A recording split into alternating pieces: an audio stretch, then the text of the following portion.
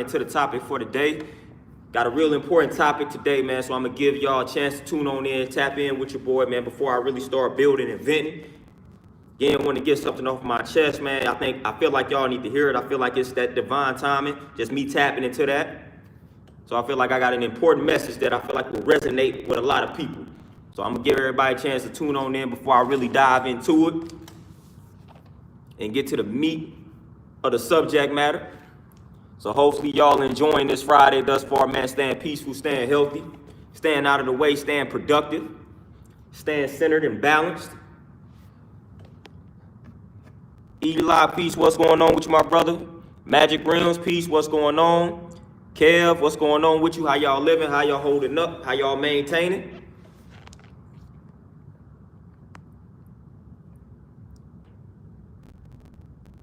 Hopefully y'all staying healthy out here, man, staying out of the way, distancing yourself from all the wickedness that's going on. Zeke John, peace, what's going on with you? How you living? Tavis, Montel, how y'all holding up? Nikki, peace, what's going on with you, Queen? Sun Kiss, peace, what's going on? Lindell, peace. And Kev, most definitely, man. I'm ready. It's just another day for me, man. So it's like I treat all the days the same, man. So every day a holiday for me.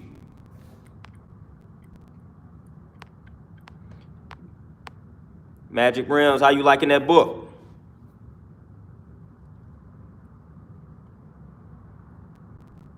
Terrell, peace, what's going on? And to answer that question in short, because I definitely deal with anxiety, man.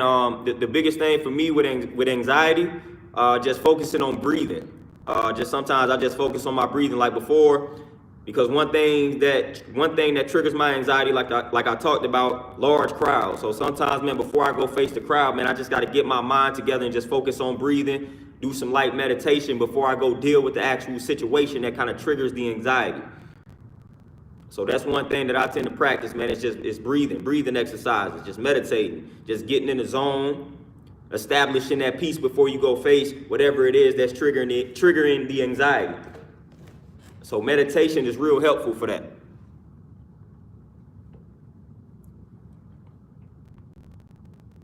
Okay, man, I just hit legs. I just got me some squats in.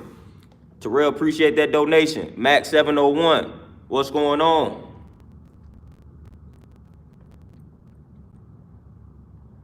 And speaking of books right now, I'm finishing up 50 Cent's book. Dude got a pretty decent book, that Hustle Harder, Hustle Smarter book. It's actually a pretty decent book from a business perspective, man. So I recommend everybody read that book or go get that book.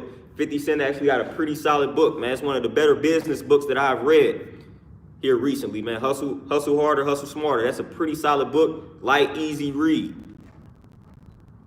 Tavon, peace, what's going on? Terrell, no doubt, no problem. Nick, what's going on with you? Fun game, most definitely. We don't allow, and that ties into the topic for this video, we don't allow that outside reality to dictate how we move, dictate how we feel internally. We don't allow that negativity outside. We don't allow that to dictate how we move, how we feel, how we operate, how we function. We don't allow that.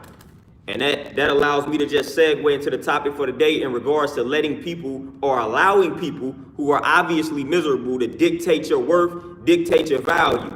That's something that we have to stop doing as people. I see it too many times, people going to other individuals for validation, for confirmation. Why do you need that validation and that confirmation from someone else? Why do you need permission from someone else to go out here and do great things? Why do you need that? Why do you need outside permission to go out here and be great? And a lot of times that's what people are seeking. That's something that I've noticed. They look to that other person in order to go do something that's great, do something that they know they need to do. They seeking permission. You don't need permission to go out here and do what you need to do. You don't need anybody's permission for that. Just go out here and do it. Just go out here and do what you need to do. The moment you start seeking that outside validation, seeking that confirmation from someone else other than yourself, that's the moment that you become a pawn. That's the moment that you become a pawn, man. You allowing somebody else to basically dictate your worth. Then you become worthless. When you allow somebody else to dictate your worth, you have now become worthless. And at the end of the day, we always talk about keeping an open mind and things of that nature. Advice is cool, but at the end of the day, you gotta learn when to close that mind. You gotta learn when to stop listening to people. That's also something that you must learn. You gotta learn when to close that mind. You gotta learn when to say, okay, I hear you, but I'm still gonna do this though. You gotta learn how to do that, man. You gotta learn to not allow yourself to be easily influenced by the thoughts and perceptions of other people. Because at the end of the day, when it comes to what you need to do for your life to take it to the next level, you should know that better than anyone else. You should be the best knower of yourself. You should know what you're worth more than someone else. Because again, if somebody else is going to dictate your worth, more than likely they're going to lowball you. They're not going to pay you what you're worth. They're not going to pay you what you're worth. And I'm not just talking about monetarily. So if you allow somebody else to dictate your worth, more than likely, they're going to lowball you. They're going to lowball you. You are the only one that can determine your true worth, because everybody else will lowball you. Everybody else will act as if you are worth a lot less than you actually are. That's what everybody else is going to do, because that's what we do. That's what we tend to do as people. We tend to lowball others. We tend to try to get more out of people for less. Like, that's what we try to do. That's what we strive to do as people, man. So you cannot allow anybody else to dictate that worth for you. Because again, like I said, when you allow that, then when you accept that, now you're cheating yourself. Now you're cheating yourself, you're lowballing yourself. And you don't want to do that. You don't want to do that. So again, you don't need that outside validation, man. If you got something that you know that you need to do, and you know deep down inside, I mean, you done thought on it, you done meditated on it, whatever it is, you did it, you settled on it, and you know this is what needs to be done, then go ahead and do it. Go ahead and do it. You can ask for advice, and if somebody says, I don't feel like you should do that, that's cool. That's cool, but don't let that sway you, though. Don't let that sway you. That's what people tend to do. They tend to go to people with this idea. Then when people shun that idea and when people beat that idea down, then it discourages them. Nah, you can't allow that, man. You cannot allow that. You could be like, all right, I hear what you're saying. I feel what you're saying, possibly. But I'm going to still do this because I know this is what I need to do. See, most of the time, people are out here operating based off of what other people are telling them they should do. So they operating based on the vision of other people. That's how a lot of people are out here moving. They got this job because somebody told them that this is the type of job or industry that they need to be in. Like, that's why they doing what they doing, because somebody told them this is the industry or field they need to be in. This is the most profitable industry or field. So therefore, they went and pursued it based off of the strength of the word or vision of another person. Just because, even if it's a parent, they may feel like they have your best interests at heart, but at the end of the day, they can't really have your best interests at heart because they are not you. They are not you. They are not you. At the end of the day, you know what's in your best interest. You know what you need to do. You know what you should do. You know. Nobody else can know that better than you. They can make suggestions, but that's all that they can do. They can think they're doing something that will better you. But that don't necessarily make it a reality. That don't necessarily make it true. Again, they can have good intentions, but at the end of the day, you know yourself better than you. They may think that telling you to pursue this job or pursue this industry because it's more lucrative, more profitable, is a good thing, but not at the expense of, or not at the cost of your sanity, your peace.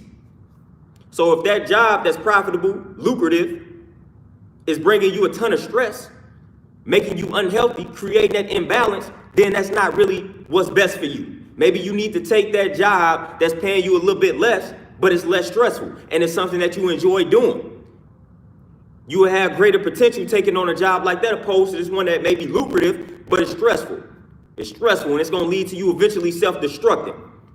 So no, at that point, you got to do what's best for you. And y'all have heard that cliche statement, do what's best for you type deal. At the end of the day, that's the only way that you should be living. You got one life to live, man. Why would you want to spend that life doing what everybody else thinks you should do and not things that you know you should do and things that you want to do? Why would you want to spend it by moving how everybody else feels like you should move? Why would you want to live your one life? Why would you want to spend your one life moving how other people feel like you should move? That's incorrect. And a lot of times we get too caught up in that. And then as parents, man, you got to stop steering children in the wrong direction. We got to stop discouraging these children. That's what it really starts there. Because the first thing as a child, you seeking that approval, you seeking that validation, you seeking that confirmation from who? Your parents or whoever it is that raised you. So that's where a lot of this stuff starts, that outside validation, because you seek that as a child. And what parents tend to do, they tend to kill that. And that's where it all starts. That's where it all begins. That's where the origin of all this comes from. We seeking that outside validation as a kid, as a child, from the adults that raised us. And they tend to shun us. And the reason why they shun us is because of the path that they took in life or the path that they didn't take. So they basically striving to have us live a life that they dreamed of living, that they failed to manifest, whatever the case may be. They went left, they want you to go right because they feel like left is a danger zone.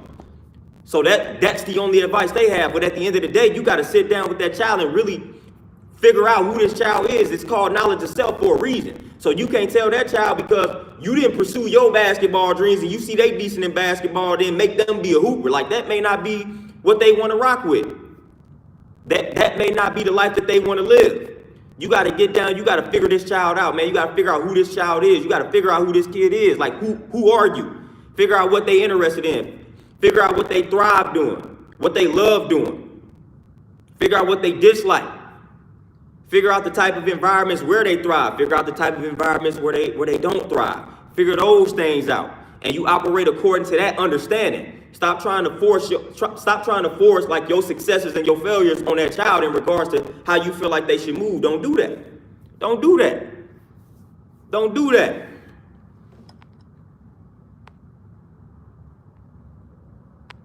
We got to stop doing that, man. Again, like I said, we setting these kids up for failure because at the end of the day, like I said, it starts there. And then outside of parenthood, then when you send them to school, the teacher's doing the same thing and the coach is doing the same thing, like I talked about in the previous video. So at the end of the day, that's all that validation as a child. That's what we're seeking. That validation from the adults, from the parents, from the coaches, from the teachers. We want that outside validation. But when the adults are trash and they tend to shun the ideas, they tend to shun the creativity, the innovation of the mind of a child, then now you have a problem.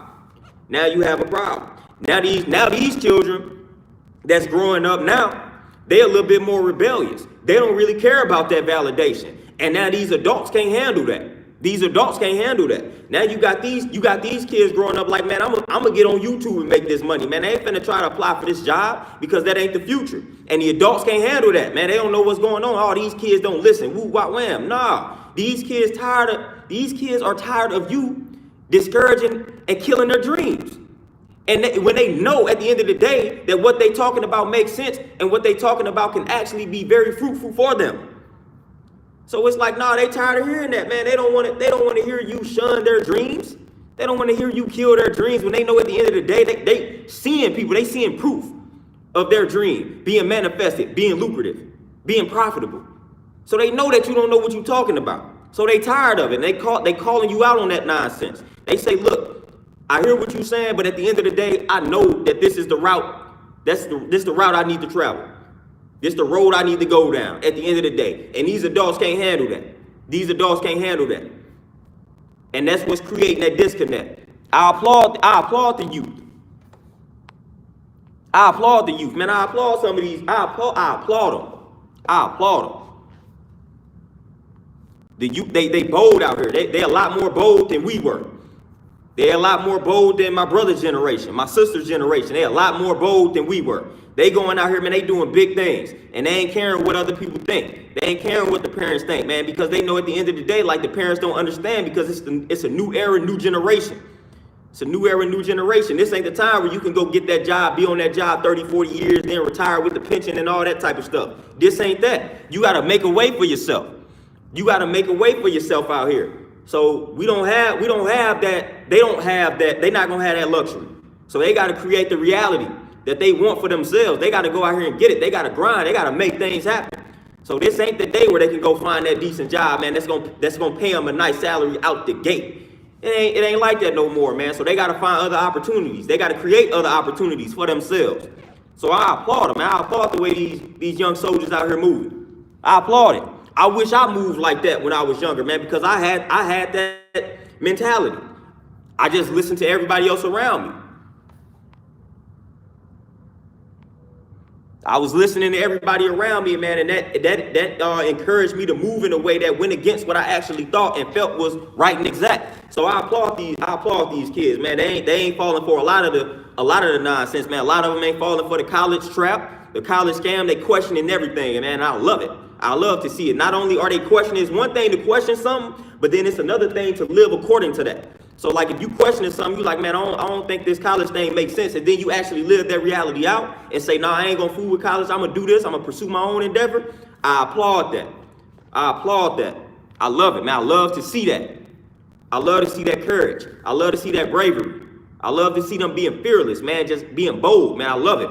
Because that's what we need. That's the only way that you will succeed and manifest the reality that you're striving to manifest, man. You got to be bold. You got to be fearless. You got to have that courage, man. Those are the people that's going to be rewarded hugely.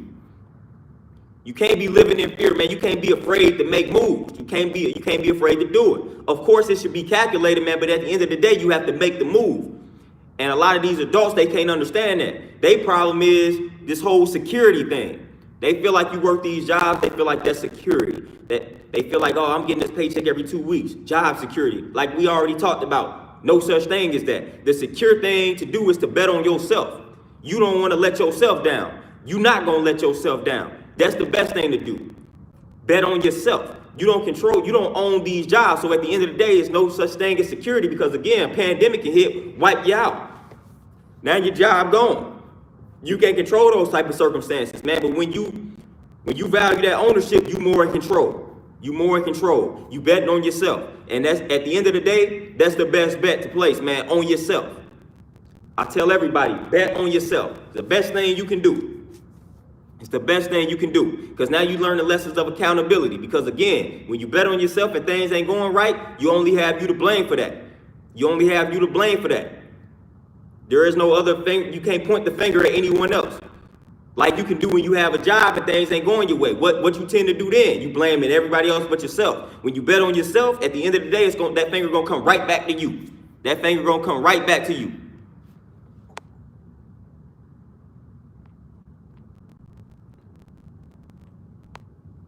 So always bet on yourself, man. I don't care what it is. Just bet on yourself. You got this one life to live, man. You should at least bet on yourself a few times, man. What's the worst that can happen if you bet on yourself? And that's a question that I've always talked about. When you ask yourself that question and you really get down to the meat of the answer of the question, it's not that bad. It's not that bad. The worst that can happen to you is not that bad.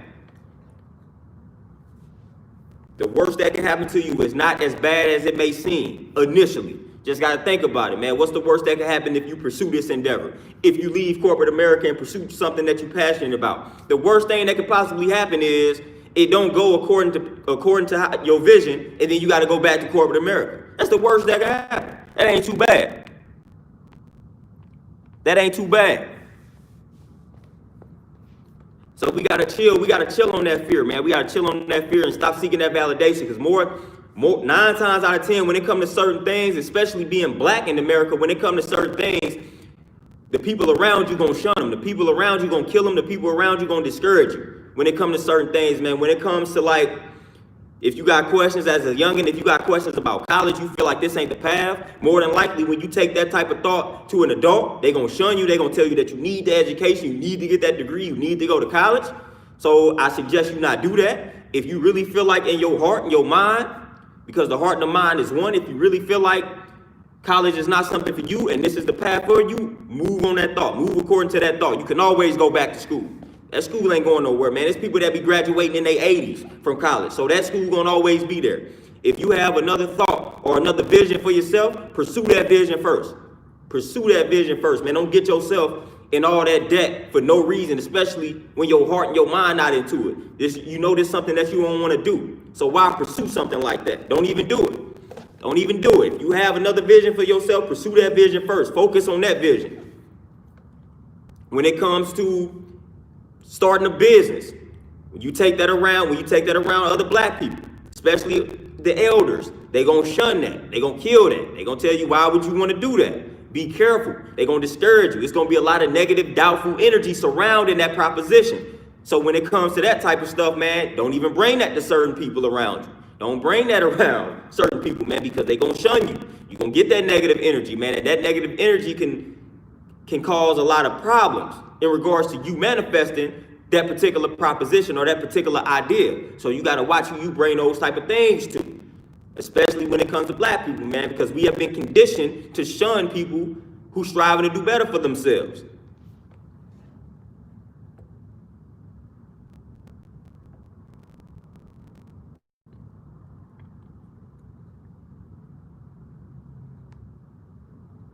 CA, peace, what's going on with you? And Nick, most definitely, the mindset that one has to develop when betting on oneself. It's a very good question. It's a very good question. Sherwin, appreciate the donation, but the mindset, man, it's at the end of the day, the mindset, it may sound ruthless, it may sound reckless, man, but when it's time to bet on yourself, that's the type of mindset that you have to have, man. Like you gotta have confidence. You gotta know, like not believe. You gotta know in your abilities when it comes to betting on yourself. Like at the end of the day, when it comes to me being a trainer, I knew at the end of the day that I'm good at what I do. That's confidence. So I know I was like, man, at the end of the day, if I pursue this endeavor, there's no way that I could fail because I'm good at what I do. And I value education, so I'm always learning.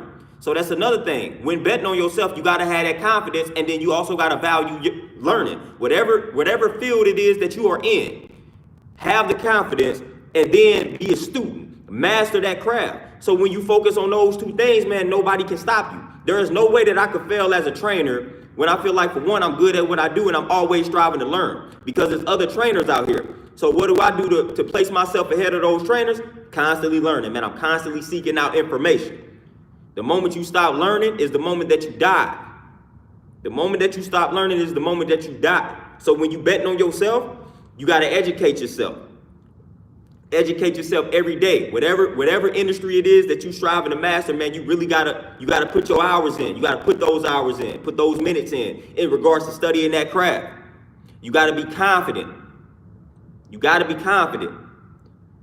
Then you gotta be a risk taker, man. You cannot be afraid to take risks. That's that bold mentality that I'm talking about. The bigger the risk, the bigger the reward. So you gotta be one to be able to take risks, man. You can't let that stuff bother you. You gotta have, what is it? You gotta have short-term memory. So when you take an L, because you're gonna take the L's, and nothing wrong with taking an L, because you learn from those L's, but you gotta have short-term memory when you betting on yourself. When things don't go your way, let's just say you marketing, and you create an ad, and that ad ain't give you the results that you were looking for. All right, no biggie, create you another ad. Create you another ad, man. You look at the ad that you did, and then you tweak it, create you another one. Get back to the money. You can't just be dwelling on that ad that failed. You're like, man, I spent $100 on that ad and I only got 5 leads. That sucks. And you're thinking about that for 2 weeks. Nah, man, you like, all right, I paid $100 for that ad. Then that same day, you working on your next ad. Short-term memory, man. You cannot be dwelling on things when you betting on yourself. When you betting on yourself, man, you can't dwell on things that don't go your way. Keep it moving, keep it pushing. All right, that didn't go my way. How I'm finna bounce back from that. Keep it moving, keep it pushing. It's that simple. Short-term memory, man. You cannot allow things to just keep you down for a long period of time, and you gotta bounce back immediately. Immediately. You gotta bounce back immediately. Yeah, Bonafide, most definitely. Keep swimming, keep fighting, whatever it is. You keep swinging, whatever it is you're doing. Just gotta keep doing it. Keep at it. Because at the end of the day, especially when you starting out, when you betting on yourself, like just me using the business degree that I have, the business knowledge, when you first starting out, people got to understand. It's going to take you about a good 3 years to start generating profit when you're doing your own thing, when you betting on yourself. So the first 3 years is going to be time spent. The time is going to be spent where you just figuring out the business. You figuring out what works, what doesn't work. That's going to be the first 3 years. So you're going to be taking L after L after L those first 3 years after betting on yourself. So you got to know and understand that that's part of the process. So a lot of people can't take that. Those first 3 years, I don't care what it is. I don't care the type of traction that you have. The first 3 years going to be rough. The first 3 years going to be rough. When you bet on yourself, those first 3 years are going to be rough. And you're going to spend most of that time just figuring out everything. You're going to take L after L. You probably ain't going to make a dime. You probably ain't going to be able to pay yourself a dime those first 3 years. And that's the consensus. Everybody that's in business for themselves will tell you that. So a lot of people can't handle that. They like, man, I can't go 3 years without being able to pay myself anything. Yes, you can. You'll figure out how to do it because you just got to ask yourself the right questions. Got to ask yourself the right questions. And that's another thing that goes into the mindset of betting on yourself. Ask yourself the right questions. Ask yourself the right questions. What do I have to do to make sure I keep my bills paid? The moment and then repetition, you keep asking yourself these questions, guess what? You're going to start activating those signs. Notice, I didn't say those signs are going to come to you. Those signs and symbols, all of that already exists within you. You just got to activate them. And you activate them by asking the right questions. What do I need to do to increase my salary by 20%? What do I need to do to make $10,000 a month? What do I need to do to make $5,000 a month? What do I need to do to sell more of these shirts? What do I need to do to create something that's lucrative? Just ask yourself those questions. Those are empowering questions. Those are the questions that you need to ask. That's the mindset that you need to have. You can't be looking at it like I can't afford to.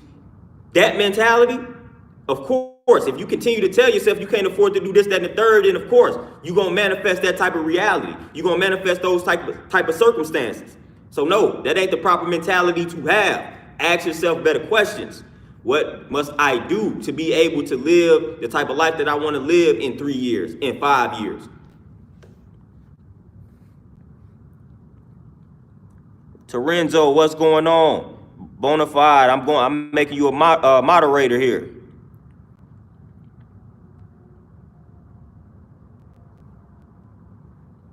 And that's it. You gotta be willing to make the sacrifice.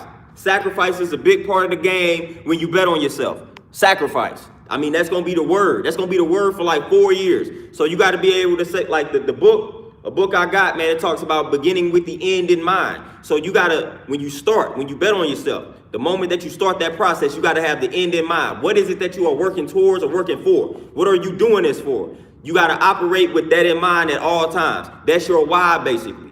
All right, so you betting on yourself. Why do you feel like you need to bet on yourself? Why do you need to create this type of reality for yourself? You begin with the end in mind. So you got to figure out that why. What are you working towards? What are you working for? What are you doing all this for? What are you building it for? You always got to have that in your mind. So when things not going right, you can go right back to that vision. I'm doing this for this. Go right to that vision. That's going to help you push through those tumultuous times, because you're going to have hard times. It's going to be a difficult journey. It ain't going to be easy. If it was easy, everybody would be doing it. Everybody would be living the life that they deserve or that they want. So it's not easy. It's filled with a lot of ups and downs. And in the beginning, it's going to be a lot of downs. And that's just a fact of life. In the beginning, there's going to be a lot of downs, and a lot of people can't handle that. Again, life's going to punch you, and it's going to punch you in the face, and it's going to knock you down. It's going to knock you down. A lot of people let it knock them all the way out. TKO type deal. No, I'm going to keep getting back up. I'm going to keep getting back up. At the end of the day, I'm going to start studying that opponent, and I'm going to learn how to counter the punches that life is throwing. So you got to start studying life. When life hit you with that punch, that knockdown, you got to study it, all right? How did he get me like that? How did I give him access to my face when they have my guards up? So now you know what to do the next time to prevent that punch.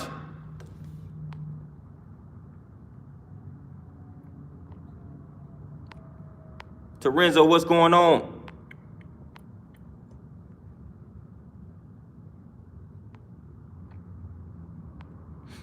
Yeah, that steady paycheck, again, and that'd be crazy too. And that's another thing when you studying, again, the formula is always out here. So one thing I learned when studying the wealthy people, I studied all wealthy people. That's one thing that I did. I made that a mission. And the first thing they tell you, stop trading your time for money. So a lot of times, man, you just got to shift the perspective. A lot of the way that we think is like totally different than the way that the wealthy people think. And it's like, I remember another quote that I read in a wealth book.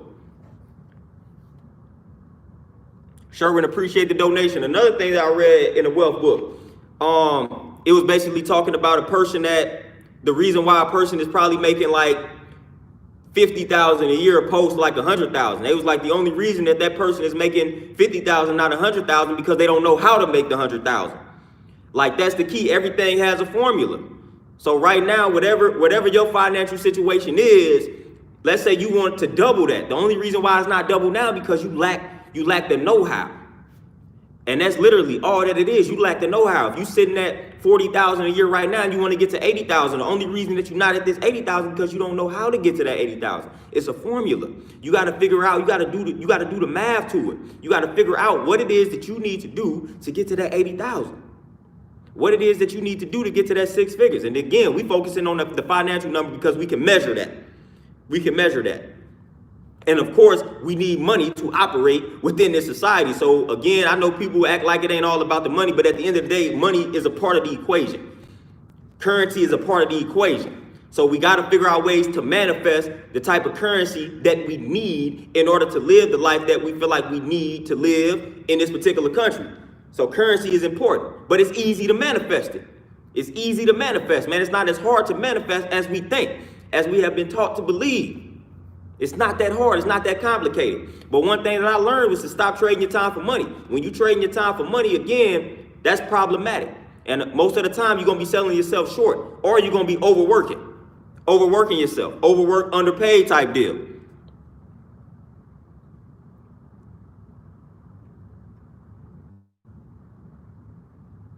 Oh, sure, most definitely. Most definitely you learn from it. Most definitely. I'm nipping and Goldie, what's going on? And Terenzo, that's what I tell people. I told people that the mind is the real bank account. That's where the currency begins, in the mind. That's your bank account right there, the mind. That's where all the wealth is at, the mind. That's why I say it's not hard to manifest it. That's why I say it's really not hard to manifest it at all. Because that's where the true wealth is at, right up in the mind.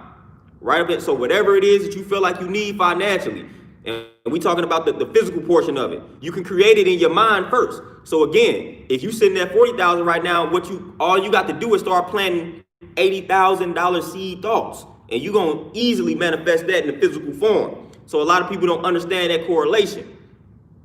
Start planting those proper seeds, asking yourself the proper questions. Again, that's where the true bank account is at. That's where the wealth is really at. So when you start planting those seeds, then you're going to see everything around you start adding up, start making sense. You're going to start activating that type of lifestyle that you need in order to get to where you're trying to go.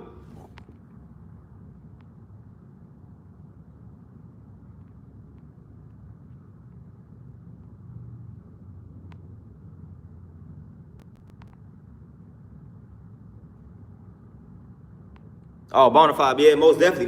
Never sell yourself short. And that's another thing too. Never sell yourself short.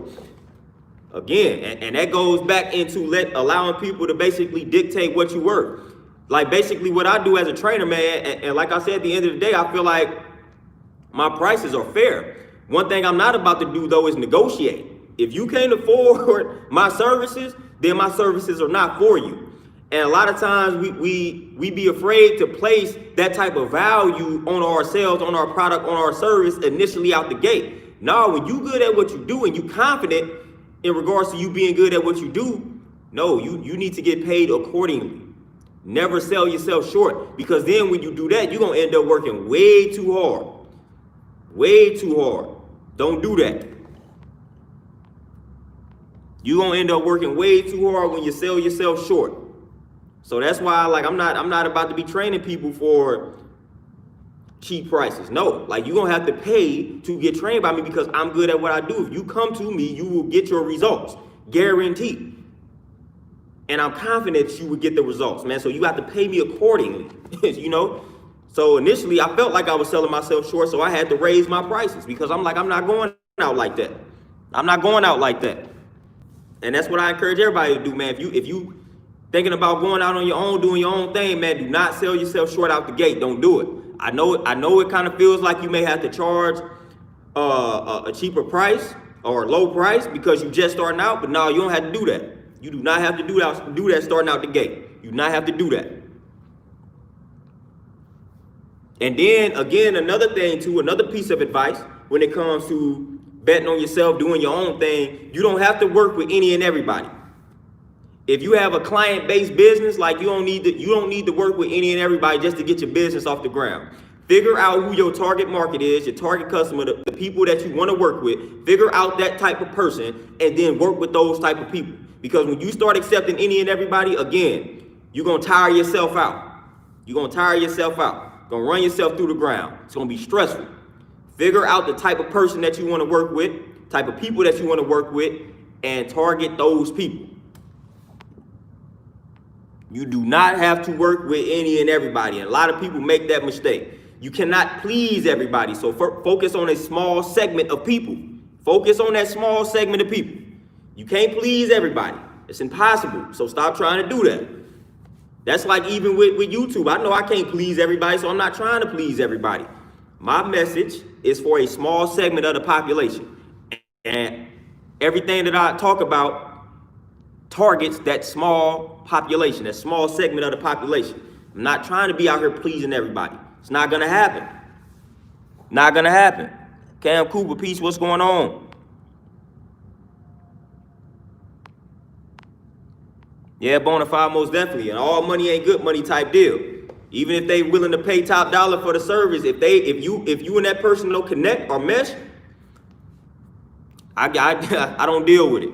I don't deal with it. If we not connecting, if it's not a decent relationship, I don't care how much you paying me. My sanity is worth a lot more. My peace is worth a lot more. I'm not about to work with you just because you're willing to spend some extra bucks with me.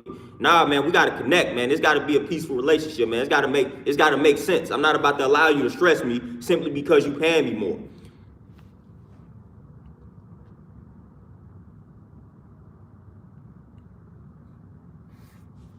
Oh, Nick, you do the catering?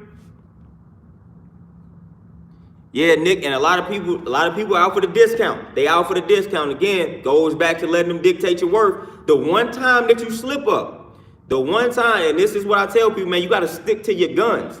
The one time that you allow somebody to get that discount, man, you have messed yourself up. Especially if word get out, you mess yourself up. So you got to stick to your guns. You got to stick to your guns. Like, nah, this is what the price is. This is what the price gonna be.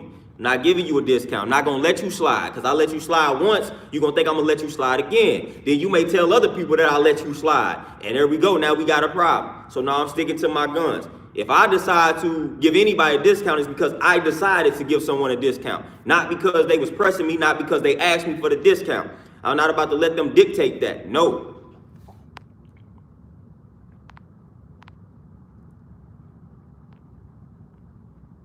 Terenzo, most definitely. Blood money and dirty money. Some of that money is dirty money, some of that money is blood money. And that energy might get transferred to you. So again, that's why we say all money ain't good money. I don't need that dirty money getting transferred over to me. I like the money clean. I need the clean energy.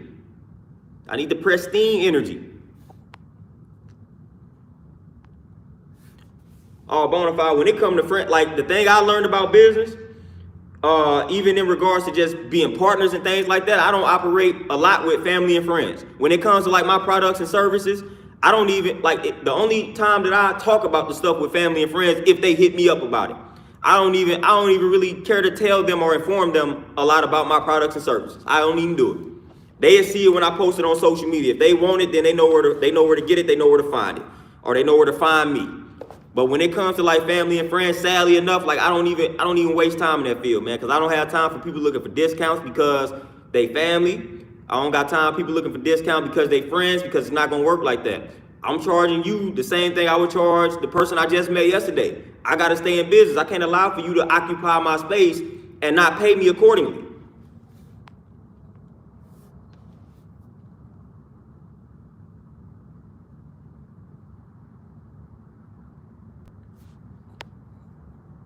Oh, Cam Cooper, that's a funeral bit. You know what's crazy?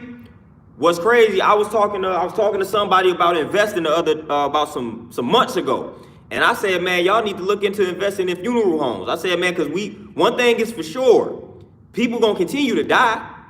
That's always gonna be something that's gonna be in business. I mean, just think about it. We all gotta die. We ain't gonna live forever. So that's one thing I know for sure will not go out of business.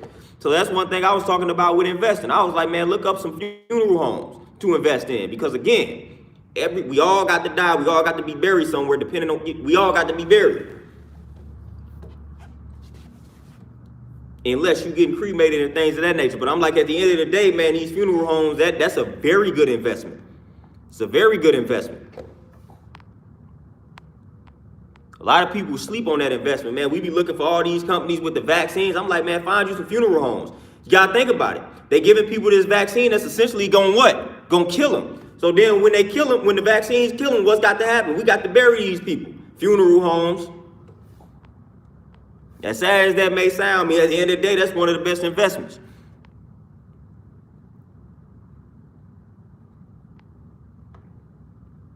Oh, Nikki, and that's what's crazy.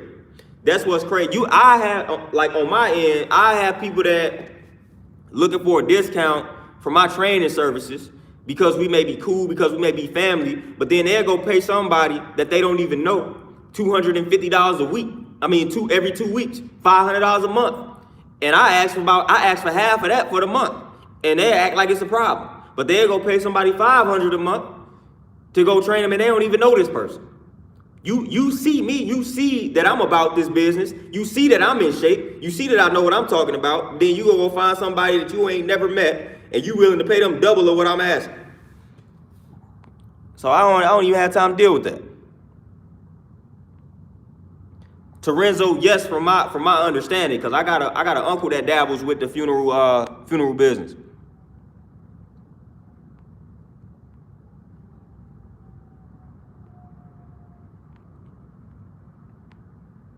Louisiana, we about to see a lot more cases of people passing out, dying, getting some type of ailment, getting disfigured, or whatever the case may be from this vaccine. About to see a lot more of that. About to see a lot more of that. But we may not see a lot more of that because, again, they're going to try to silence a lot of that from getting out. They're going to try to stop or prevent a lot of that from getting out. But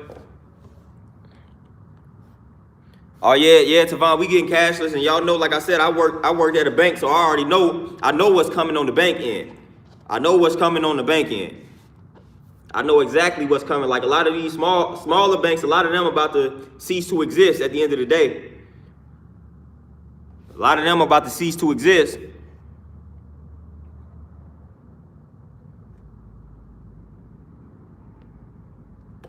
Yeah, a lot of them about to cease to exist, those smaller banks. You got some of these bigger banks coming in like Walmart about to kill some of the smaller businesses or the smaller banks. So that's about to happen.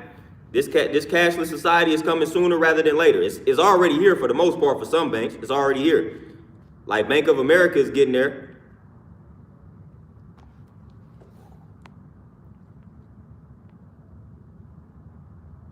So we already get to that point, which is why I continue to tell people to bet on themselves. Like at the end of the day, these jobs, a lot of these jobs, like some of these jobs you can just wake up and get, a lot of those are about to cease to exist. Like I've always talked about, they want to have two classes of people. Either you rich or you poor.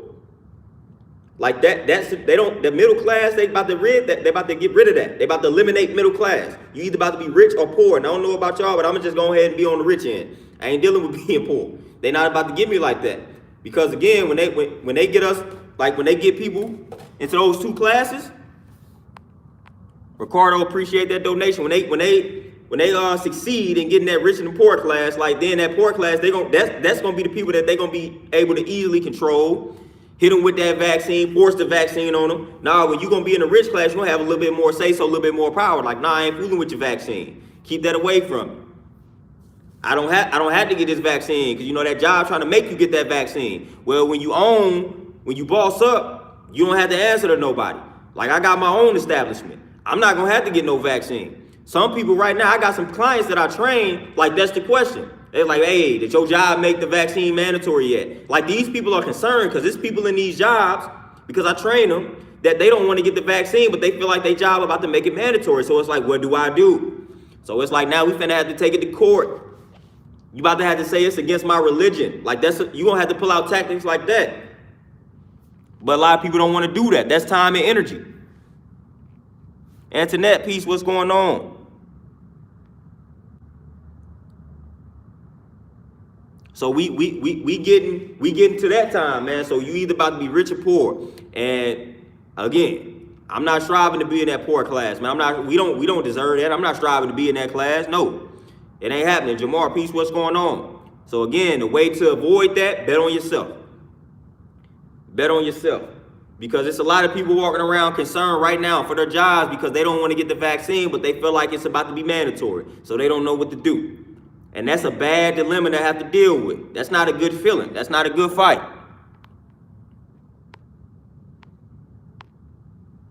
That's not a good feeling, not a good fight. Bonafide Bridget Thorne, y'all heard about that.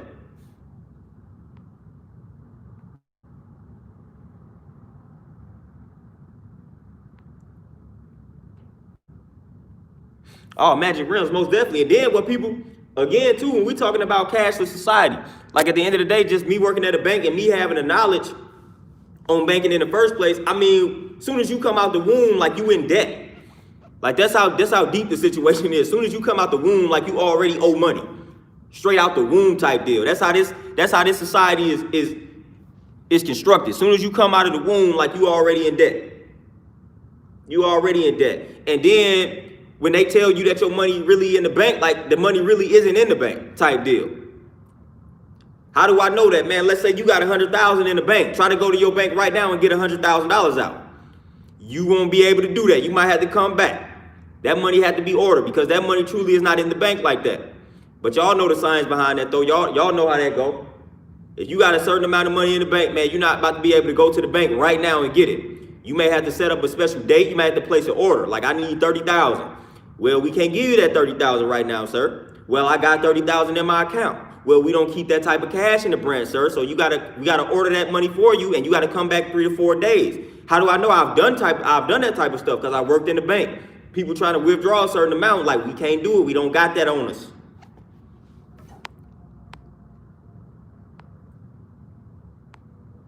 So you think that money is in the bank when it really is not in the bank, man. Again, I'm living witness to that. I remember working in the bank, people getting mad, and I was like, man, I know it's messed up. They're like, man, how can I not get this money out the bank when it's in my account? People, they didn't understand that. They thought, for some reason, people think at a bank, we just print money in the back. Nah, we ordered the money. The money comes to us. We got to place an order. Depending on the branch, like you may place an order once a week. You may place an order twice a week. But you had to order that money at the bank. You ain't just going to the back and then printing out money. That ain't how banking works.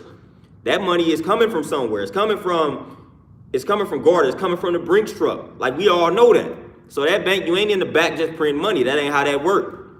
That ain't how that work.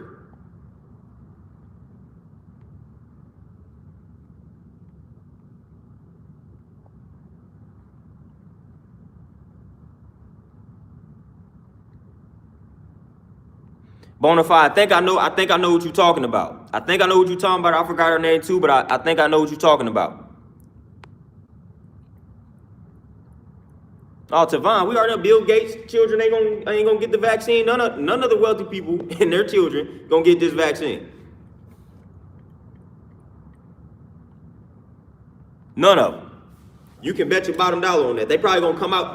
Some of them may come out and lie and say, "Yeah, I got the vaccine. My kids got the vaccine."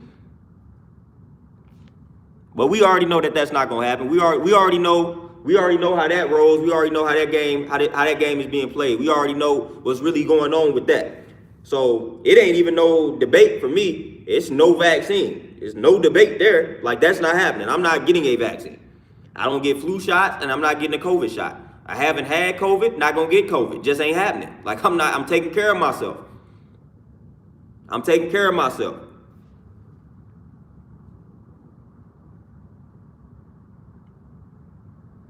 Oh yeah, Jamal, yeah, they gonna open the world back up. They gonna open the world back up because they got the vaccine out here. They want to prove that the vaccine is effective. So you about to see the numbers drastically decrease. So it's like, wow, that vaccine must be working because the numbers went down. It ain't no way that they gonna give us a vaccine, then we just gonna see the numbers stay the same or go up. That ain't gonna happen. Them numbers gonna go down. It's like, okay, wow, vaccine must be working. Let me go get the vaccine.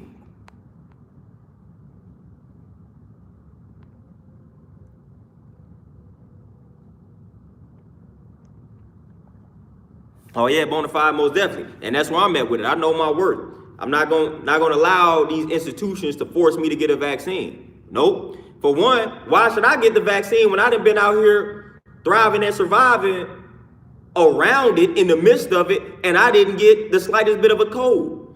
What do I need the vaccine for? I feel like my remedy is working for me. Like I've been taking care of myself, watching what I eat, fast, thinking positively, things of that nature. So why would I feel like what I'm doing is working just fine. So why would I need a vaccine? I ain't doing that. They ain't finna inject that poison into me. They ain't about to inject that poison into me, man. And you got a lot of people out here, man, really co-signing this vaccine hard. Got a lot of people co-signing this vaccine hard. I even seen, man, a rapper that I look up to, man. I hope he's trolling. But Lupe Fiasco been on Instagram, man, just talking heavy about just pushing the vaccine. You ain't gonna be able to attend his shows if you don't have a vaccine. So I hope my man's is trolling, because that would be a contradiction in regards to some of the content in his music. So I just hope dude is trolling. I hope my man's is trolling, man, because at the end of the day, man, he done made songs that's letting you know about the wickedness of the medical industry and things of that nature. So it's like, dude, what you on? What are you doing? And Tavon, man, I practiced social distancing before it became popular to practice. That was my nature. I didn't want people all up on me, and I didn't want to be all up on people. So I practiced social distancing before it was a thing, man. So basically all the ways that we need to stay safe, I was already doing that type of stuff. Man, I wasn't all up on people, man. I ain't like going up in stores when it was crowded. I was already moving like that. So that was normal to me. That was normal for me. The only thing that wasn't normal was walking around with a mask on. But everything else, social distancing, that's something that I already was practicing that.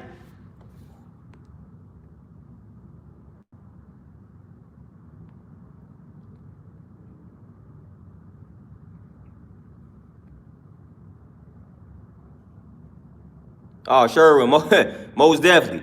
Fake needles, man. You know how you believe none of what you hear, half of what you see. So we question everything. Questioning what we see, question half of what you see. So we know good and well that they not getting the actual vaccine. Yeah, Terenzo is definitely in his name. And Cam, yeah, I don't think he's trolling. It's just me being a fan of his music, hoping that he's trolling. But I know, deep down, I know that he's not trolling. And it's gross. Like, dude, what are you talking about? Listen to how you sound. Really listen to how you sound, Lupe. This is not making any sense. And then it's getting even crazier, because I think Lupe did this too, but I'm seeing a lot of people, again, come at the people who talk about like an alkaline body, the alkaline diet, just talking about basically combating everything via what you eat. So a lot of people are saying the alkaline diet, the alkaline lifestyle is trash. It's not effective. It's impossible. It's not healthy. So you got people bashing that. So I say, wow, it's getting crazy out here. Once again, what's the point? Y'all coming out here bashing the alkaline lifestyle, saying that it's unhealthy, but you finna go out here and get a vaccine and think that that's healthy. I take my chances by implementing the alkaline lifestyle opposed to getting the vaccine. So that don't even make any sense. You about to tell me eating healthy, eating clean, eating alkaline is unhealthy, but then you finna get a vaccine and act like that's healthy? What? Come on now. Come on now. We about to act like eating your fruits, eating your veggies, drinking your water is unhealthy, but then getting a vaccine, getting a poisonous vaccine is healthy. Please make that make any type of sense.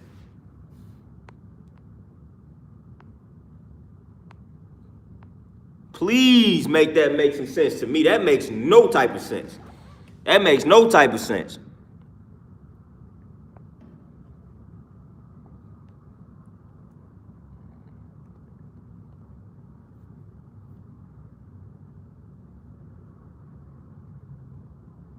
Terenzo, most definitely, man. I know people personally that then transition to the alkaline lifestyle, man. It did wonders for them. So it's like, come on, man. How can you denying the evidence, man? You denying the evidence. I mean, it's enough evidence out here, man. It's people that been facing a lot of ailments, a lot of issues, and they made the transition to the alkaline lifestyle, and they reversed the whole condition that they were struggling with. Come on now, like I'm not arguing with that. And then a lot of people talk bad about a lifestyle, but never tried to live it. If you never attempted to implement the alkaline diet or the alkaline lifestyle, follow the alkaline regimen, then how can you criticize it? How can you say that it's trash? How can you say that it doesn't work if you never tried to do it properly? So that don't even make any sense. Oh, Bonafide, I got a lot of people that I got a lot of people that they said that they talk about the acid diet, basically being carnivorous, basically, because that's an acidic lifestyle. So being carnivorous, they feel like that's the way that we need to live and eat. Like, really, just truly think about, like you said, just truly think about what's being said. You really think it is normal for us to consume a ton of acidic foods? I mean, really. A body that strives for balance, and you think that it is cool for us to consume the acidic foods? Sure, and appreciate that donation. And yeah, that, again, Dr. Sebi, like I said, I don't follow it to a T, but again, I agree with a lot of what he says.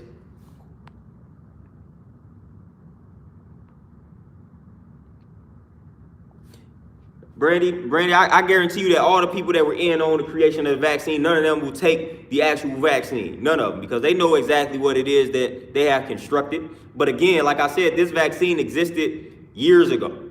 This vaccine existed years ago. They constructed this vaccine years ago because they knew this virus was coming years ago. They acted like this virus came out of nowhere, but we know that it did. We know that it did. This virus didn't come out of nowhere. That's just what they want to make it seem. Oh, this virus. Oh, we don't know where this virus is coming from. Oh, this is crazy. Oh, this is unheard of. No, y'all knew this was gonna happen.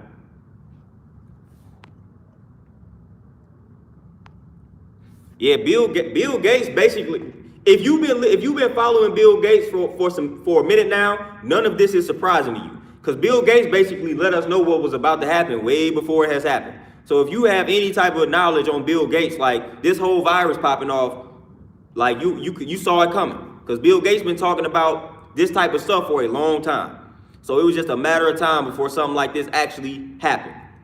Bill Gates been talking about it for a long time, for as long as I can remember. Bill Gates has been talking about it.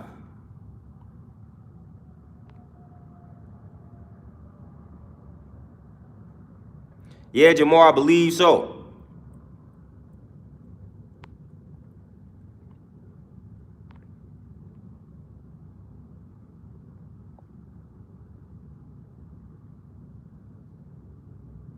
Yeah, Brandy. Yeah, they passing that law to protect themselves.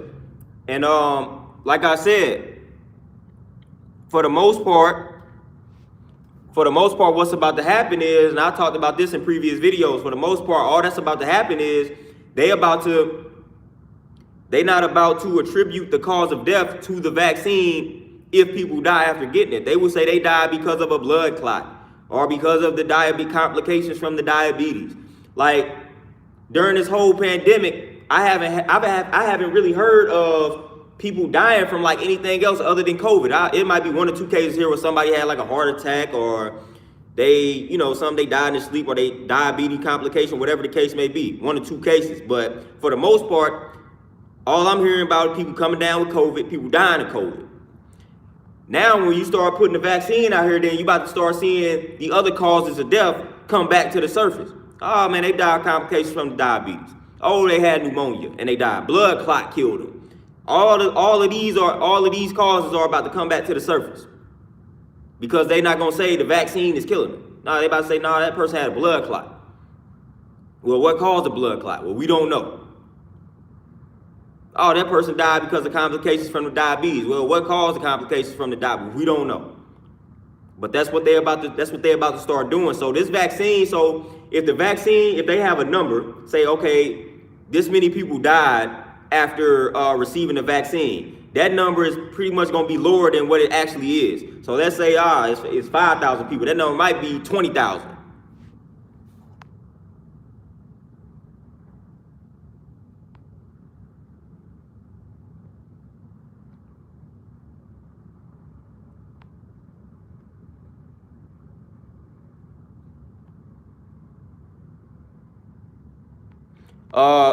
I didn't see him questioning the frontline doctors, but I can imagine. And I know some frontline. What's crazy is I know some frontline people that ain't really rocking with the vaccine. Like, they don't want to take it.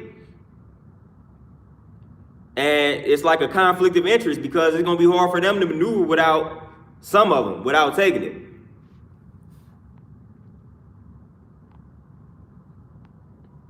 Yeah, Bonafide. Like again, allergy season. Whatever happened to that? Nowadays, now when people get allergies or when their allergies are acting up, it's COVID. It's COVID. Your allergies acting up, it's COVID. Oh, you got the sniffles, you got a cold, it's COVID. Oh, your heart ain't acting right, it's COVID. Like everything has been COVID. I mean, that's just interesting to me. Everything now all of a sudden is COVID. So people afraid for their allergies to act up because they like, I'm gonna go get tested and it's gonna be COVID.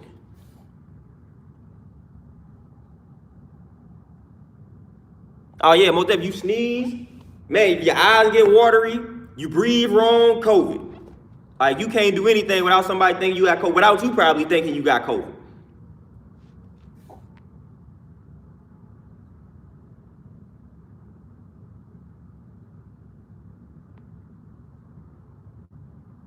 And they got Alexa lying down there, that's crazy. Master 2, what's going on? Static saying, what's going on? Yeah, so at the end of the day, that fear tactic was real. Everything that you did, it made you look at people sideways. You used to be in public and people sneeze, you ain't think nothing of it. You like, bless you or whatever it is that you say. Now people sneeze, you ready to fight them and punch them in their face. Because now you feel like they didn't spread COVID. You walking around somebody, they don't got a mask. They looking at they judging you now. You don't have a mask on. How could you?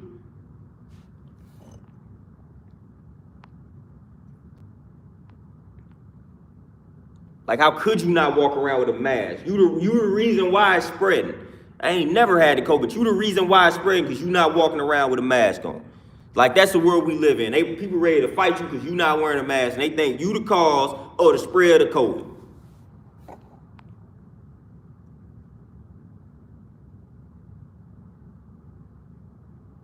I'ma definitely look that up when I get off her Beats by Bless on our music. What's going on with you?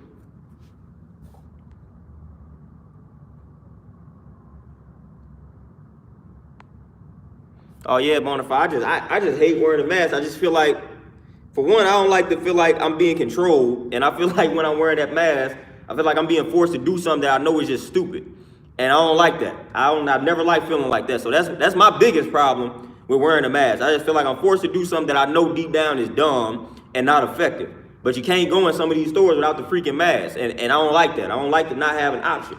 I really can't stand it. That grinds my gears. When I feel like I gotta go in the store, I gotta wear a mask. Like, I don't like that. I don't like it, especially when I feel like it's dumb and it's not really doing anything.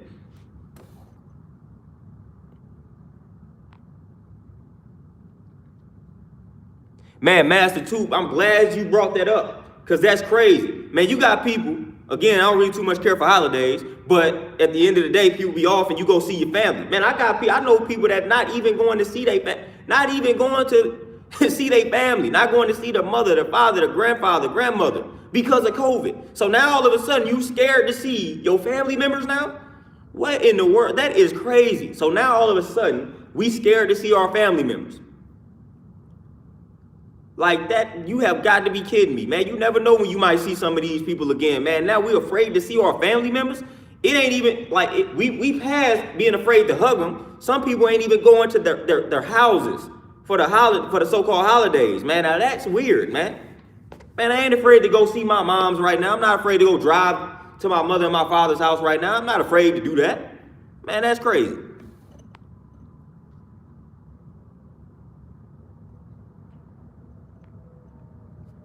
Quez, now that's peace, man. You only going up from there, man. It's only about to get better for you.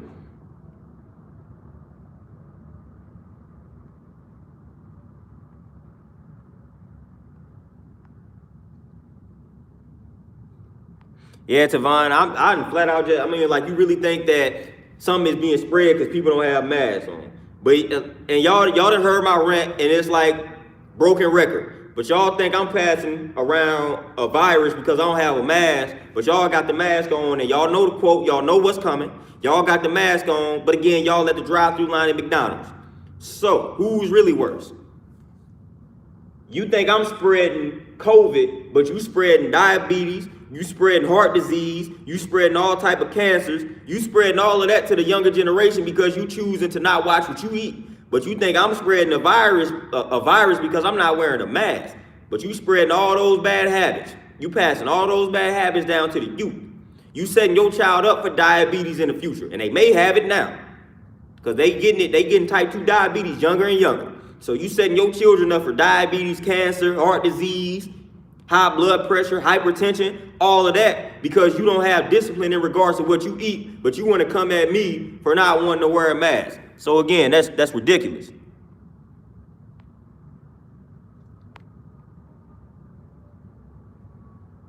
Terenzo, nope, I haven't spoken about it. I don't work out with my mask on. That is very dangerous. Very dangerous, because breathing is crucial when it comes to working out, man. And that mask can hinder your breathing in regards to proper breathing. So that's not something I do not recommend people do that.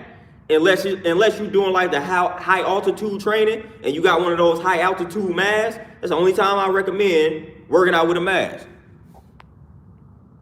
But other than that, no, you ain't about to catch it. Good thing I got my own spot, because I wouldn't be able to go to a gym, man. If the gym tell me I gotta work out with this mask on, I was like, I'll catch y'all later. I can't do that.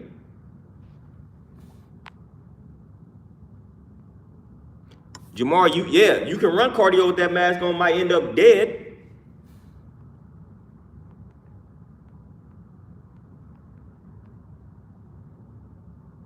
Master 2, man, I had that mask barely touches my nose, and I just can't stand it. I cannot stand it. I do not like when people confront me about the mask. I cannot take it. I can't take it. It always almost leads in an argument. So if you watching this and you love wearing masks, I'm telling you right now, if you see me out and I don't have a mask on, or the mask is not past my nose, don't say nothing to me.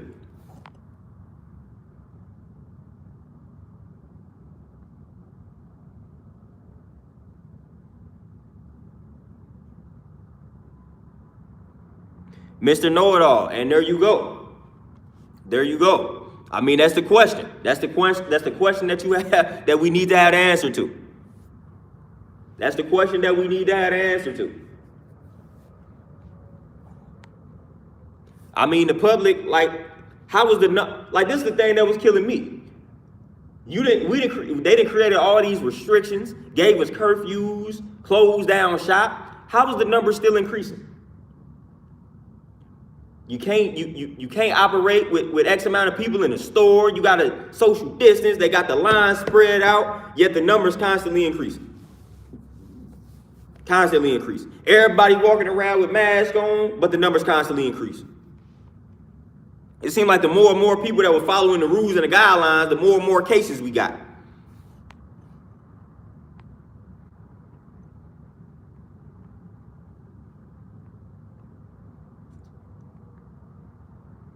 Yeah, Bonafide. I mean, I can't get away with it, but I'm gonna have to find a way to be rebellious with these masks. Though. I gotta find a way to do something. I gotta find something that's slick, man, and just gets a message across about how dumb these masks are. I gotta find something creative to do, because I'm getting tired of the masks. I'm getting tired of wearing masks, man. So I gotta come up with something creative to do.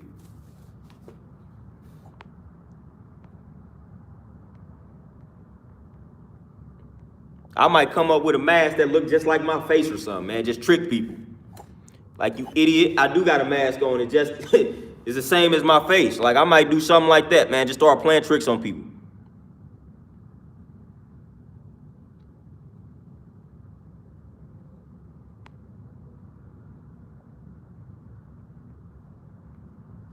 Oh, Antoinette, man, I have no problem pulling that mask down. As soon as I exit the store, mask comes off. I be seeing, I be seeing people driving in the cars with the mask on. Like, what are you doing? What are you driving in the car with your mask on? And like I've already told y'all, man, I done seen people come out the restroom, use the restroom with the mask on, but didn't wash their hands. So what are you doing? I've seen all of this type of stuff. You driving with your mask on, man. You suffocating yourself while you driving. You using the bathroom with your mask on, but still not washing your hands. What are you doing?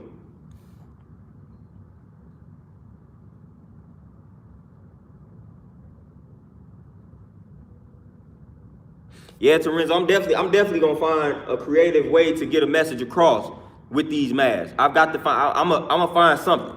I'm gonna come up with something.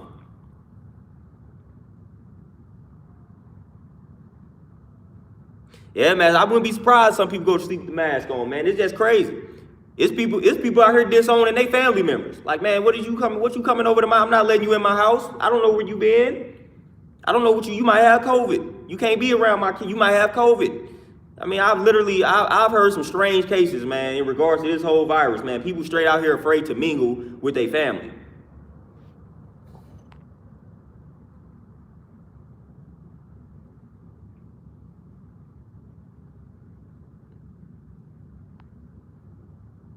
Man, Tavon, I can imagine. I done almost got speared a few times because I just forgot. Like, I just be walking casually into the store and I ain't even thinking about a mask. And man, some of the workers, and then I almost came out there and speared me. Like, sir, need your mask. Where's your mask? All that type of stuff.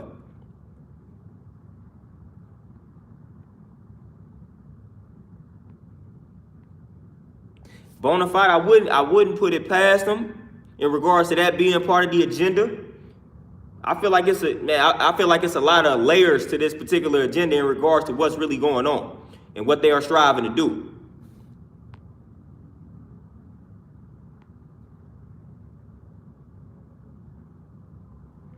Yeah, Jamal, man, I already know how that run back to the car goes, man. You got to run back to the car because you forgot the mask.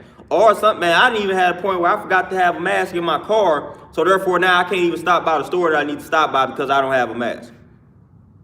You know, so that type of stuff is ridiculous, man. I can't stop by the store because I forgot I left my mask. I ain't got a mask in my car. Yeah, Bonafide, we touching all that, even the food items, like even like the food items or whatever. Like you go to the grocery store, the items at the store, like you touching that. You don't know you don't know the germs that's been on that.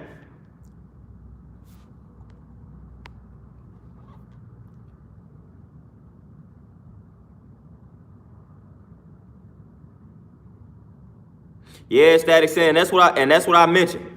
This year has not really opened my eyes because I knew we were kind of bad off as far as the mind control goes. But this really just stamped it for me. Like this really showed me that it's really all bad out here. Like they really could get us to walk into a gas chamber and kill us and kill ourselves. Like they really can get us to do that. They really can get us to do that because, I mean, one moment they was letting you know that wearing the mask is really not effective and it's bad for your health. Then they tell you, nah, never mind, wear the mask because it's good. And we just believed it. And we walked out here, we wearing masks. So they just demonstrated their power.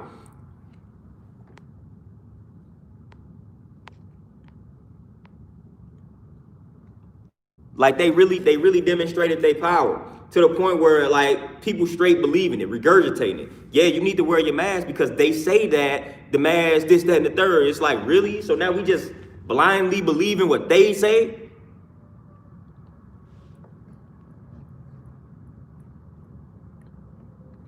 Yeah, I'm already here, man, but I can't even walk around with it's so cold out here, man. I was like, man, I ain't walking around with my shirt over I just ain't gonna do it. Cause that might make me even more upset, man. The fact that I gotta walk around with the shirt over my face, man. That stuff be making me mad. I'm already mad enough that I gotta do the mask, but then I gotta walk around like this with the shirt over like I ain't got time for that, man. I'm gonna get mad. So I just leave or I just don't go.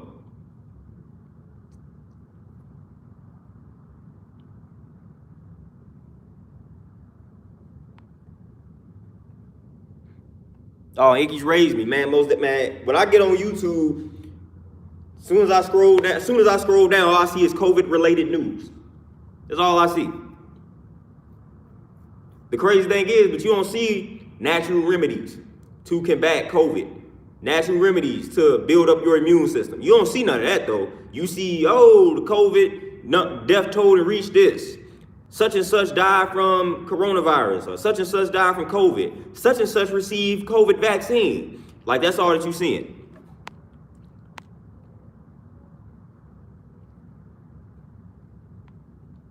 You don't see such and such, became plant-based and hasn't suffered at all during this pandemic. You don't see nothing like that.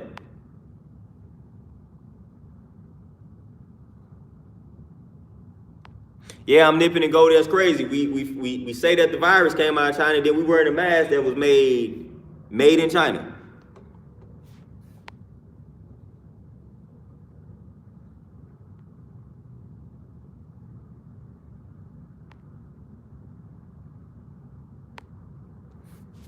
Oh yeah, I can definitely get away with murder, man. Just give me a bandana or something. They won't know. We all gotta wear these masks anyway.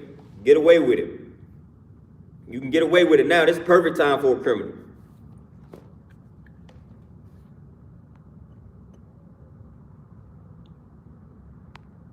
Yeah, Master Two, and that's one of the reasons why I say they're trying to push it on us. They're trying to get all these high-profile people to say or co-sign this vaccine because they know people questioning it.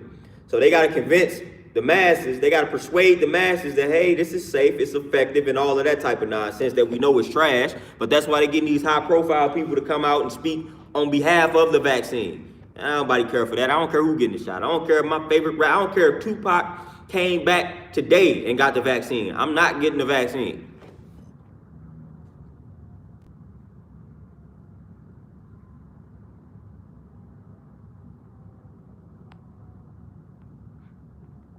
Oh, it's definitely, bona fide, definitely calcified, definitely blocked, definitely deactivated. Nicking is crazy. Some people will see this thread, because I know these people, because some of them are on my Facebook, but some people will see this thread and think that we have lost our minds. Watch this video, think that I have lost my mind. How do I know that? Because people have told me this. You know, so people will look at this and think, man, these people crazy. These people crazy.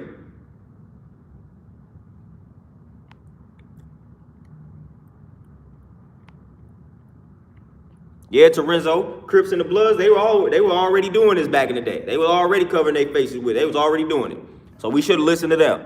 We should have acted on behalf of the Crips and the Bloods because they had the answer back then. They were staying protected.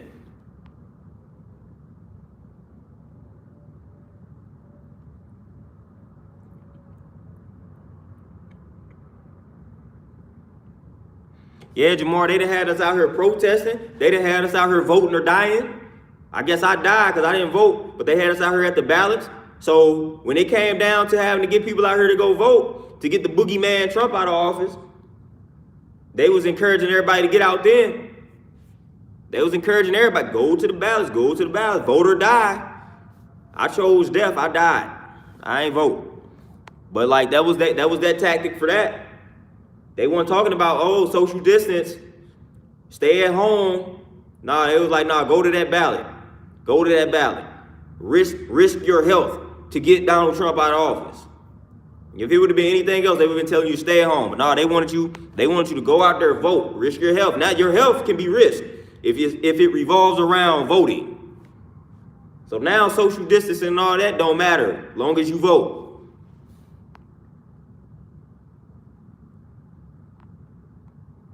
Mr. Know-it-all, I don't vote, never will vote, never did it because I don't rock with this system. It's all a game, especially on that level.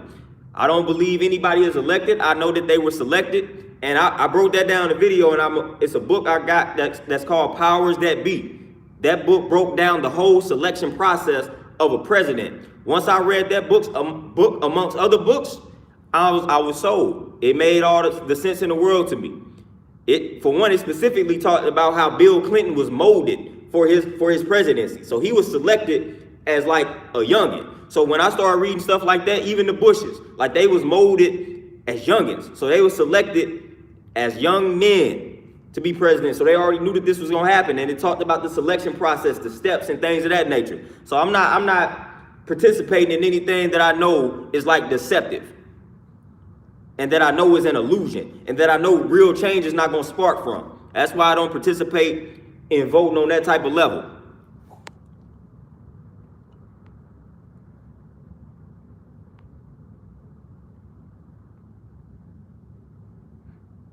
Yeah, Nikki, they quick to call. They are quick to call what they don't understand crazy. Quick to call it crazy. It's like, wow, I'm crazy because I'm choosing to just look at it from another angle. And it's like I'm getting tired of that word, you know? I'm getting tired of people using the word crazy to like describe something that they don't understand, to describe something that they fail to understand, that they don't care to understand. Stop using the word crazy. Like sometimes you just agree to disagree or something, or just say, man, I'm not trying to hear that right now. You can have your belief and I have mine, whatever it is. But to call people crazy, that's starting to take it too far.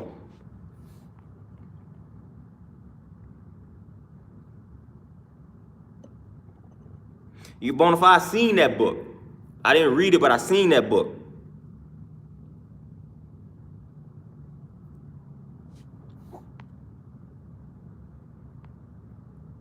Yeah, Bonafide, I didn't vote for Obama none of the times. Oh, and that, boy, think about the flack that I was getting around that time.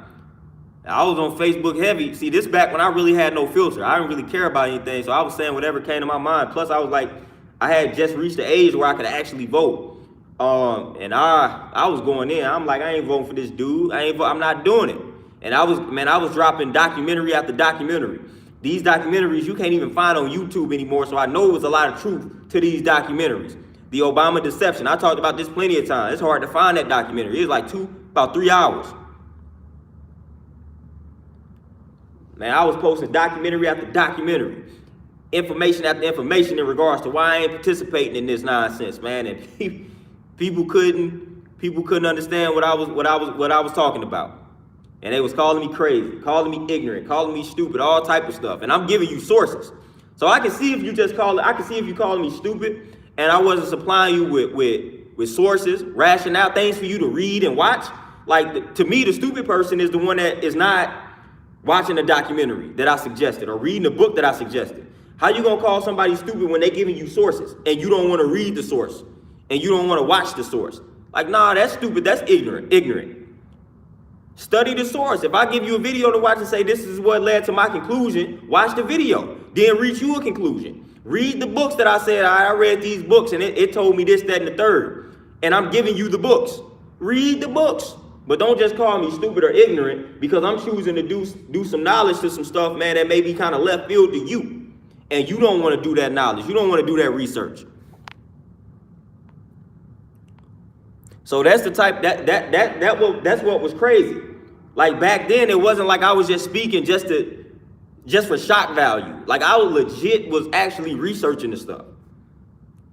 I forgot I had a book too that talked about how voting really does, how they rig votes. It's a whole book on that. I gotta get the title to that, man. But it's a whole book on how they rig the votes. Whole book on it.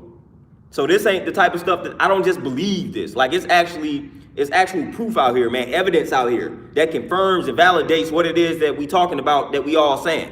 So it's like, if you don't want to read those books, just say that. I don't want to read those books. I don't want to watch that video. But don't call somebody ignorant and crazy and stupid because they researched the other side of the reality.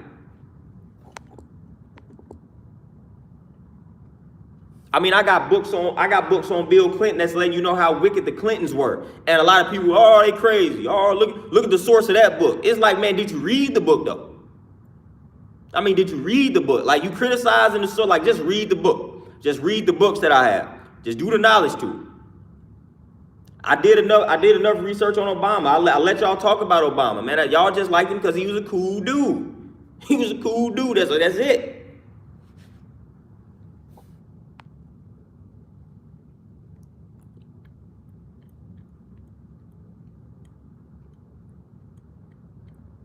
Man, Nick, like I said, man, I got my boy Ryan Franklin on here can attest to that.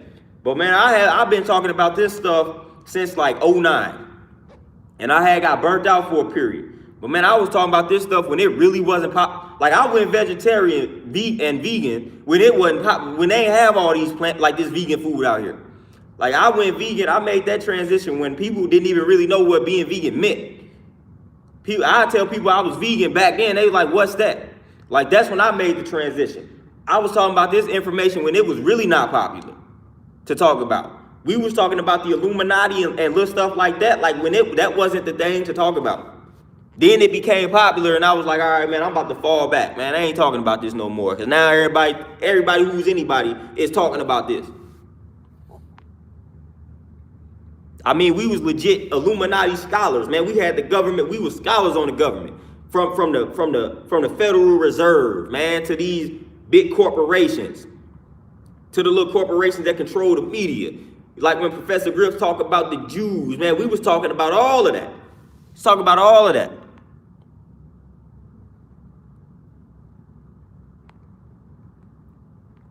And then Torrential, like with the mind control, man, we was talking about all of that, man. MK Ultra and stuff like that, man. All of that. What, like Rex 84, we was talking about concentration camps, the caskets that they had lined up for us. That type of stuff. That type of stuff. I mean, I'm using keywords. If you don't know about Rex 84, look that up when we done with this stream. Rex 84, man, that stuff was deep and it was heavy. The caskets that they had lined up for it, doing the knowledge to FEMA, the FEMA camps, the FEMA caskets, things of that nature. Man, I was talking about all of that when it wasn't the popular thing to talk about.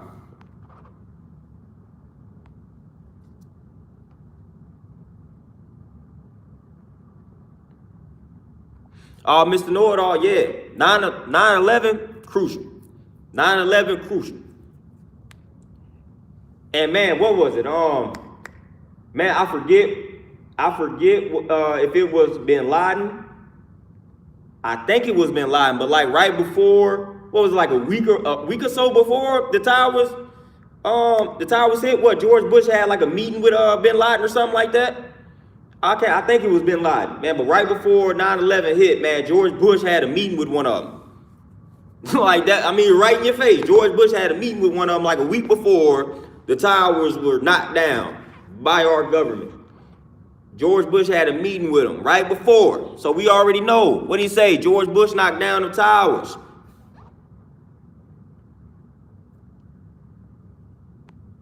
Yeah, and then don't forget about the Bilderberg Group. The Bilderberg Group, man, I talked a lot about that too. The Bilderberg Group, man, that was something that was heavy. That's heavy. That's heavy. They don't want you talking about that, man, but the Bilderberg Group, that's heavy.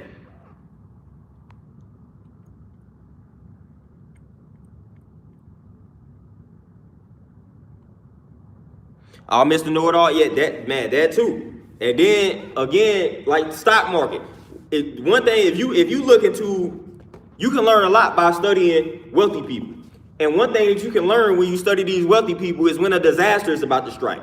When them people start pulling their money out of the stock market, something about to happen.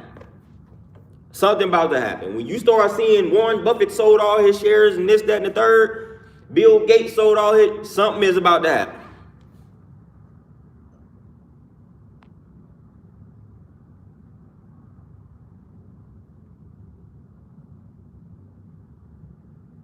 Master Tube, 1933. Yeah, I heard about that.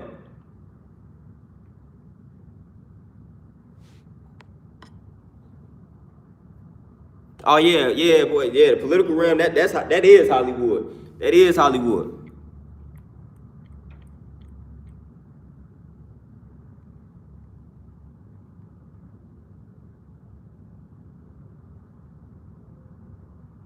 Yeah, Bonafide, man. Y'all gonna give me some videos that I'm gonna have to do talking about all of that type of stuff, man. I got some very telling books in regards to some stuff that then went down, man, that people don't know that the government was behind. And it's like when you give people this information, it'd be hard to deny it.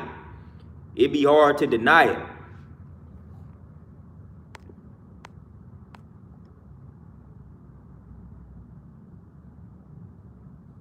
You know what? I don't know if y'all heard this, but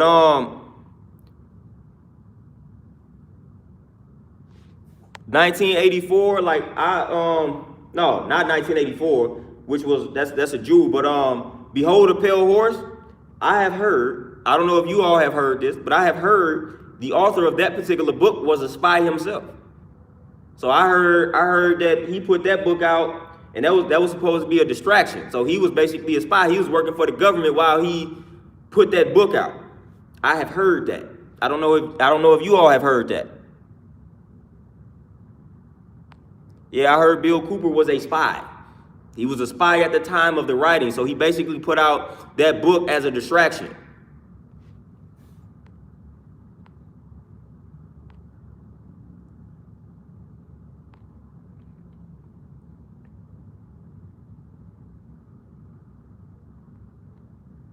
Yeah, Master Tube.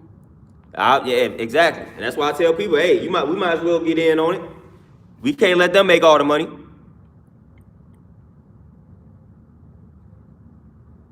Yeah, Mr. Know-it-all, I saw that. I saw when he said that.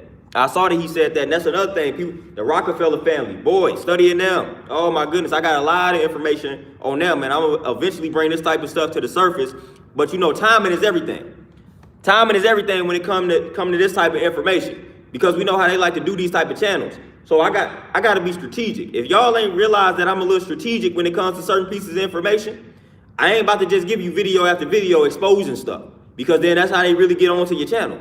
So it's like I gotta water it down. Like, all right, I'm gonna motivate the people, talk about something in regards to healthy eating. Then I'm gonna sprinkle it in there. So you gotta be strategic. You gotta pimp the system.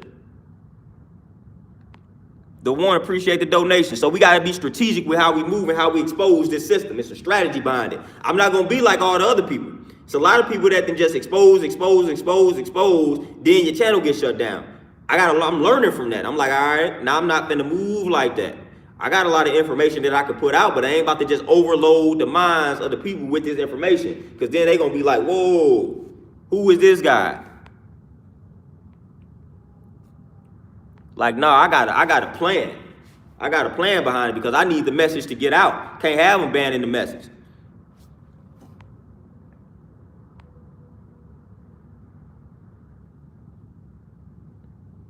Oh, Fungate, no, most definitely don't fall out.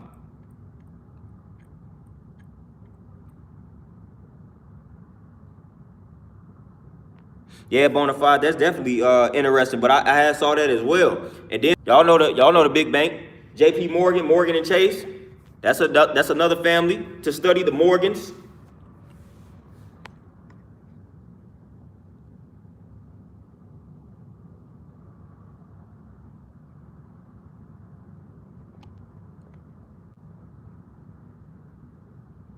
Hey, James Brown, you got it. You don't need that gluten. Like I said, gluten is like glue in the intestines, man. It sticks. Yeah, Nikki, most definitely. And that's what I'm on. That's what I'm on. Smoke screen. That's how I got it. That's how I move. That's how I move, because that's how they got me on Facebook. I used to be too bold with it, too open with it, and consistent. So I was consistently putting out that information, consistently dropping that information. That ain't the way you gotta move. You gotta be wise with it. Oh, Master Tube, I do that now. As you see, we talking about vaccines and stuff, and that has got nothing to do with the title. So I do that now.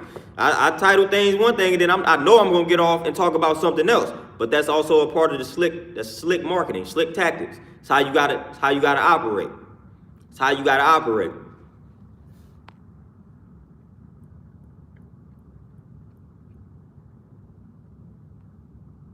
Oh yeah, the one most definitely, man. I'm gonna do a video talking about all that, man. But the Rockefellers and just the Morgans themselves, it's some other families involved. It's a small select few, but some other families involved, man. It's a lot of power amongst those families. A lot of power amongst those families.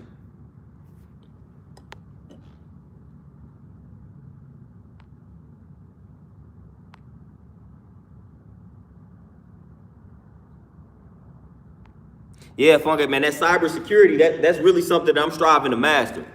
I'm about to get on that. I've been saying that for a minute, but that's something that I've really been striving to master.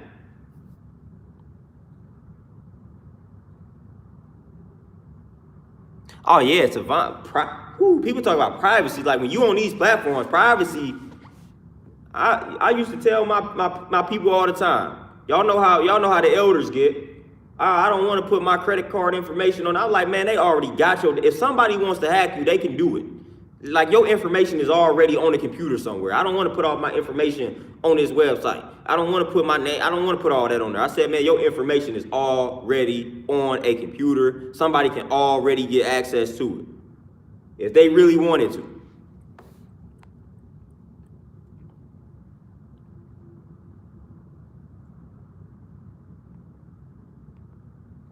Oh, Cam Cooper, and most definitely, we know what they say. Big Brother is watching. But I know y'all remember back in the day when you used to have the radio off or the television off, yet you still heard sounds.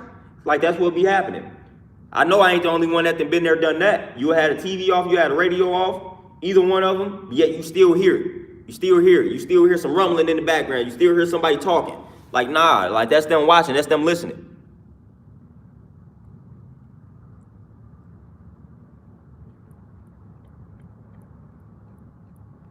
Yeah, Bonafide, if you mention in the keywords, you definitely on their radar, you definitely on the list. I can guarantee that.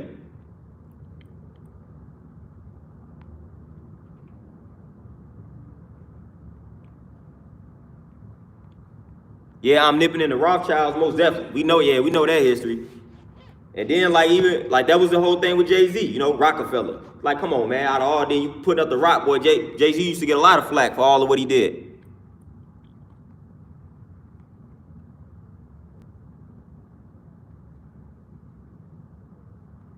Yeah, Bonafide, anything with the mic, anything with that microchip, man, they got access to it.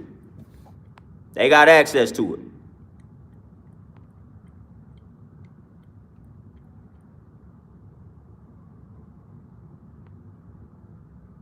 Oh, Jamar, most definitely. But yeah, they tapped in. They tapped in.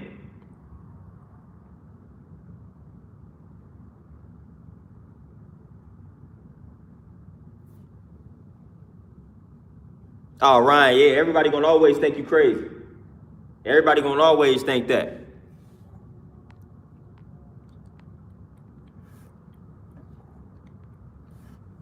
But man, y'all, man, I wish I had some more time to build, man. But again, I gotta get this gym ready real quick. Got a client that's about to come in here that I'm about to blast, run through the ground. So it was nice building with you all, nice chopping it up with you all. This was a nice interaction, nice stream. As always, man, it's always peace interacting with y'all, man, just getting things off my chest. I appreciate y'all. But y'all enjoy the rest of this Friday, man. Y'all do some productive things, man. Y'all stay healthy, stay peaceful, stay centered.